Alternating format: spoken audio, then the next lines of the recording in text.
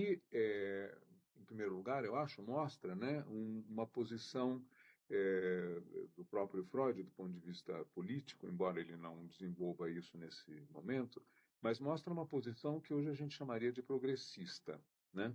Uma posição aberta, né, na época do colonialismo, né, quando a Europa se julgava o centro do mundo, né, e de certa forma era, pela Revolução Industrial, pelo seu poderio militar, né, pelas navegações que havia feito e colonizado várias partes do mundo.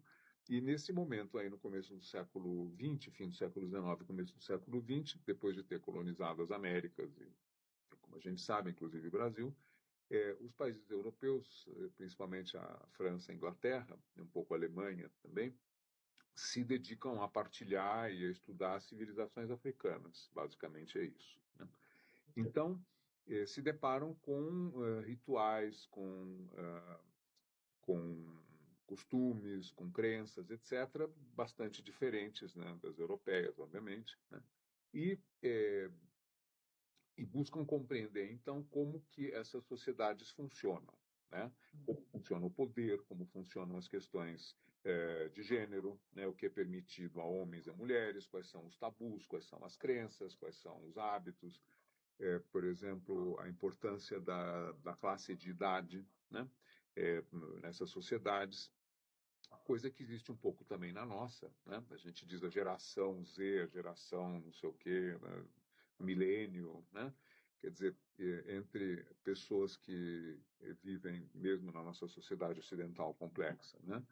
Numa determinada época, num determinado lugar, compartilham uma série de características, né? A isso o Freud chama, né, nesse texto que nós estamos comentando, que vamos comentar, de psicologia coletiva. E aí ele diz logo no início, no primeiro parágrafo, né, do livro, ele diz o seguinte, que a psicologia individual, né, aquilo que se pode falar sobre determinada pessoa, é ao mesmo tempo, né, psicologia coletiva. Por quê? Porque nessa pessoa individual, seja quem for, um paciente, você, eu, Norma, quem não está nos escutando, gente, né, qualquer ser humano, né, essa pessoa vai compartilhar, em certa medida, os elementos da sua sociedade, né? Por exemplo, uma determinada religião, por exemplo, uma determinada linguagem, por exemplo, certos ideais familiares, né? E por aí vai. Então, esses elementos estão presentes na psicologia coletiva pelo fato de as pessoas estarem naquela sociedade, o que é